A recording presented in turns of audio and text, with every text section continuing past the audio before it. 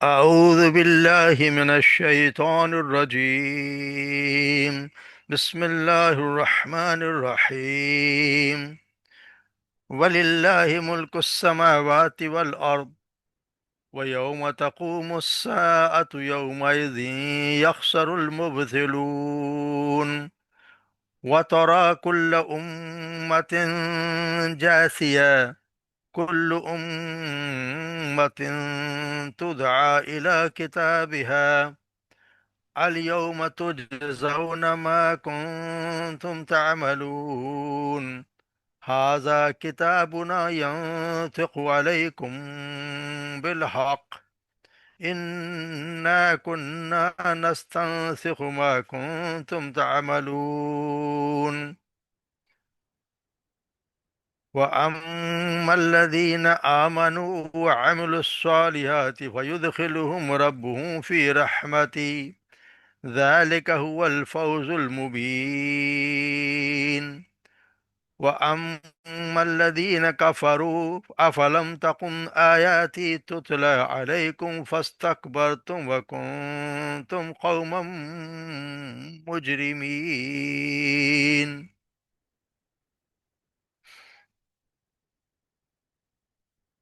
وَلِلَّهِ مُلْكُ السَّمَاوَاتِ وَالْأَرْضِ، اور اللہ ہی کے لیے ہے بادشاہی آسمانوں کی زمین کی. وَيَوْمَ تَقُومُ السَّاعَةُ، اور جس دن قائم ہوگی الساعت قیامت، یوم دن تو اس دن یخسر المبتلون، باطل پرست خسارے میں ہوں گے، خسارہ پانے والے ہوں گے یا خسارے میں ہوں گے. وَتَرَى كُلَّ أُمَّةٍ جَاثِيَةٍ، اور آپ دیکھیں گے ہر امت کو جاسیہ، گھٹنوں کے بل گری ہوئی. کل امت تدعا الی کتابها، اور ہر امت تدعا یعنی اسے بلایا جائے گا الی کتابها، اس کے کتاب کی طرف. کتاب سنا نامہ اعمال، اس کے نامہ اعمال کی طرف اسے بلایا جائے گا. الیوم تجزون ما کنتم تعملون، آج کے دن بدلہ دیا جائے گا ما کنتم، جو کچھ تم کیا کرتے تھے. ہاذا کتابنا، یہ ہے ہماری کتاب. ینطق علیکم، جو بولتی ہے علیکم تم پر بالحق کے ساتھ. انا کننا، بے شک، انا بے شک ہم، کننا ہم تھے، نستنسخ ہم لکھواتے، ما کنتم تعملون جو کچھ تم کیا کرتے تھے. فَأَمَّا الَّذِينَ آمَنُوا وَعَمِلُوا الصَّالِحَاتِ، بس رہے وہ لوگ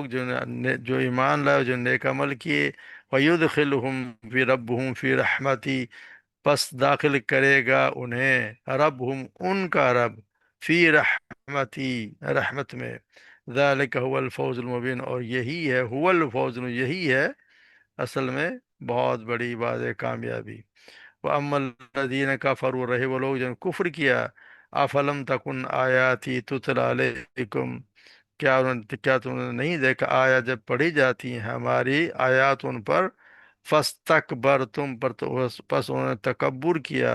وَكُنْتُمْ قَوْمًا مُجْرِمِينَ، اور تھے وہ مجرم لوگ، مجرم قوم.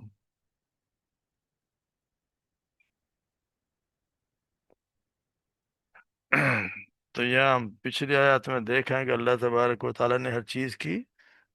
مثال دی، یعنی قیامت کے، موت کے بعد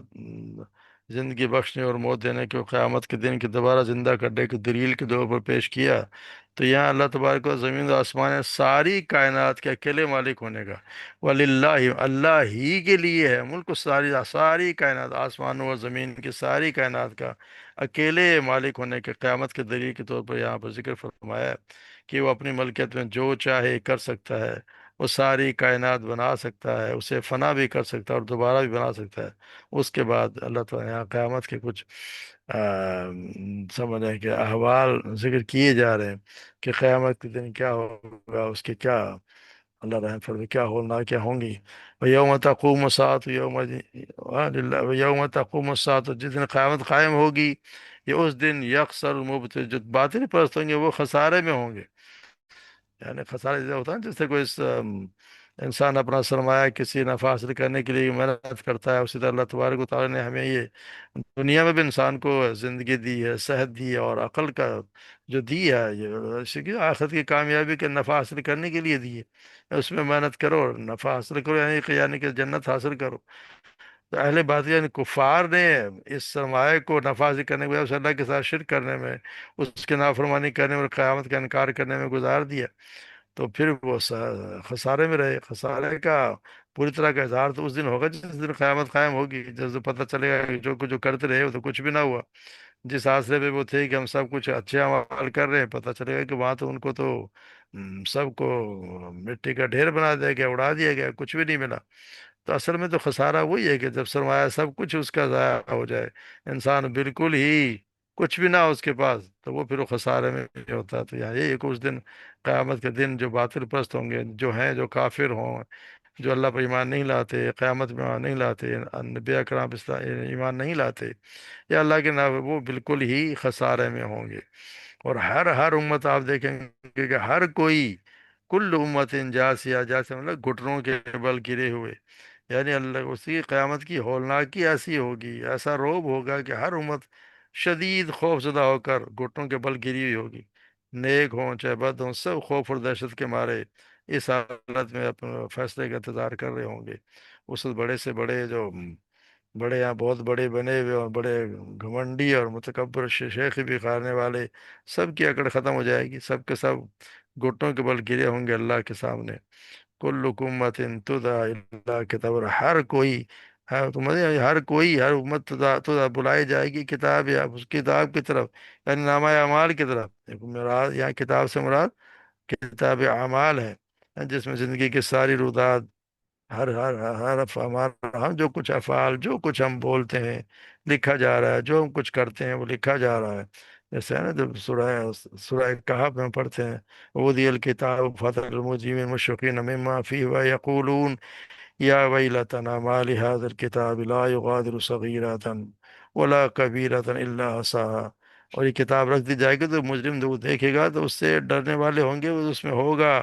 اور وہ کہیں گے کہ ہائے ہماری بربادی، اس کتاب کو کیا ہے، نہ کوئی چھوٹی سی بات چھوڑتی ہے نہ کوئی بڑی، مگر اس سے لکھ رکھا ہے، ضبط کر رکھا ہے۔ اس سے مطلب اندازہ کریں کہ ہر چیز، اگر یوم تجزون ما کنتم تعملون، اس دن پہلے یعنی کہ کہا یہ جائے گا کہ آج کا دن، الیوم تجزون ما کنتم، آج کے دن اس چیز کا بدلہ دیا جائے گا جو تم کر کے آئے ہوئے ہیں، جو تم ہمارا کرتے رہے ہو، اسی کا آج کے دن بدلہ دیا جائے گا۔ اور پھر نامہ اعمال کیا ہوگا؟ اللہ تبارک و تعالیٰ کہہ رہے ہیں ہاذا کتابنا، یہ ہماری کتاب ہے، ینطق علیکم بالحق، وہ بولے گی تم پر حق کے ساتھ، یعنی بولے گی۔ اب اچھی طرح سے کتاب پڑھی جاتی ہے، مگر یہاں کہا جا رہا ہے کہ کتاب بولے گی، مطلب یہ ہے کہ یہ لکھوانے کی یہی ایک صورت ممکن ہے، نہیں ہے کہ کاغذ و قلم سے لکھوا لیا جائے۔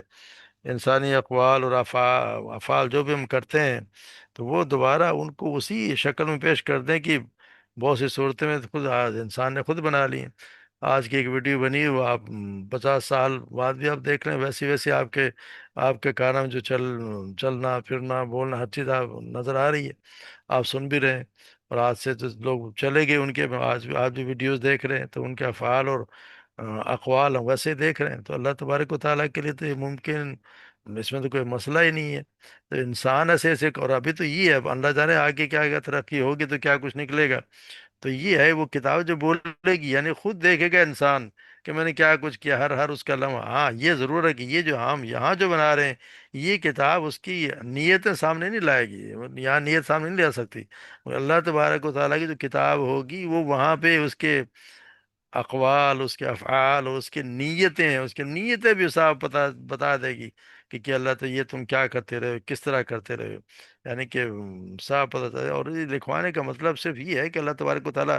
فرشتوں سے لکھوا لے گا تاکہ سند رہے اور قیامت کے ان تم پر حجت قائم ہو، ورنہ اللہ تبارک و تعالیٰ کو تو ہر چیز کا واسع علم ہے۔ اللہ تبارک و تعالیٰ تو ہر ایک انسان کے پوشیدہ سے پوشیدہ چیز کو بھی اللہ تبارک و تعالیٰ باخبر ہے، اور اسی کا مطابق فیصلہ کر سکتا ہے اور کرے گا، مگر اور صرف حجت قائم کرنے کے لیے کہ انسان بہت سے ایسے ہوں گے جو انکار کریں گے، ہم نے تو کیا ہی نہیں، وہاں پہ صاف انکار کر دیں، جب ہم پڑھ آئے ہیں پیچھے کا، تو اللہ تبارک و تعالیٰ ان کے منہ پہ مہر بھی لگا دے گا، بند کر دیا جائے گا، اس کے خود اس کے اعضا بولیں گے۔ اور یہ اس کی ویڈیو ایک، آج کل تو بڑی آسان ہے، ساری اس کی زندگی کے ایک چپ لگا دی، یہ تمہارا یہ سارا کارنامہ، یہ زندگی کا نامہ اعمال ہے، اس سے تو انکار انسان کیسے کر سکتا ہے؟ خود اپنے آپ کو دیکھ رہا ہے کہ میں کیا کچھ کرتا رہا ہوں، تو وہ خود ہی دیکھ لے گا کہ کیا کرتا ہو، یہ بولے گی حق کے ساتھ، یعنی جو کچھ ہوگا اللہ تبارک و تعالیٰ سب کو دکھا دیں گے، تو حق ہی ہوگا، وہ خود بھی اس انکار کر نہیں سکے گا کہ اللہ تبارک و تعالیٰ نے بے شک ہم لکھتے رہے، ہم لکھواتے رہے، ما کنتم تعملون، جو کچھ تم کرتے رہے ہو، یعنی جو کہ تم کرتے رہے ہو وہ ہم لکھواتے رہے ہیں، وہ تمہارے سامنے دکھا دیا جائے گا۔ پھر اللہ تبارک و تعالیٰ جب فیصلہ کر دیں، جیسے بتایا کہ تو زون ما کنتم تعملون، اس کے مطابق فیصلہ کرے گا، تو وہ لوگ جو نیک اعمال جو جو ایمان لائے، سب سے پہلے ضرورت ہے ایمان لانا ہے اللہ تبارک و تعالیٰ پہ، رسولوں پہ، قیامت پہ، یہ اللہ تبارک و تعالیٰ کے غیب پہ ایمان لانا ہے، سب سے پہلے ضروری تو ایمان ہے، اس کے بعد عمل صالح، اور عمل صالح کیا ہے؟ عمل صالح اور خالص اللہ کی رضا کے لیے، خالص اللہ تبارک و تعالیٰ کے لیے کوئی کام کیا گیا ہو، ہر قسم کے شرک، حتیٰ کہ ریاکاری سے بھی پاک ہو، اور سنت کے مطابق ہو، یہ ضروری ہے کہ خالص اللہ کے لیے ہو اور سنت کے مطابق ہو، تو وہ عمل صالح ہوتا ہے۔ ورنہ یہ نہیں کہ جو ہاں نیت تمہیں ٹھیک ہے لیکن اب اپنی مرضی سے عمل کیے جا رہا ہے، جو عمل صالح وہ ہوگا نہیں، اگر سنت کے مطابق وہ کام نہیں ہے تو ایسا ہوگا جو اس کو مانا ہی نہیں جائے گا۔ اگر میں کہہ دوں کہ جی میں فجر پہ چارنے میں تو 8 رکعتیں پڑھ سکتا ہوں، تو میں 8 رکعت پڑھنے لگ جاؤں، تو وہ بلکہ آپ کو مانا نہیں جائے، بلکہ اس کا آپ کے